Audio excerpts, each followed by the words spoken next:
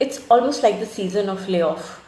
What can you do to prepare yourself so that in case a situation like that happens in your life, you're well covered? First, divide your expenses between necessary and luxury. So necessity is roti, kapda, makan. So basically basic food, basic clothing and your rent or your house EMI.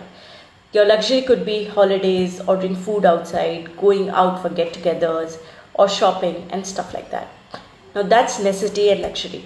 Ensure that you have sufficient emergency fund. Now emergency fund is between 3 to 6 months. If you are in a job which is far more secure, you can even work on a 3 months emergency fund. But if you are on a kind of a risky job, you can think of a 6 months emergency fund.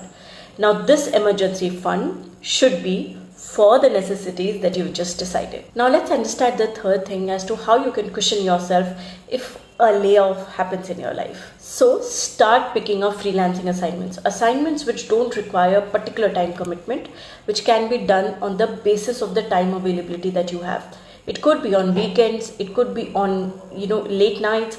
So pick up assignments based on your expertise. Start picking up freelancing assignment. This works as a great passive income, as a great source of second income. And if anything like this happens, don't panic. Start building your profile and start checking out the market. There's nothing wrong about knowing what's available.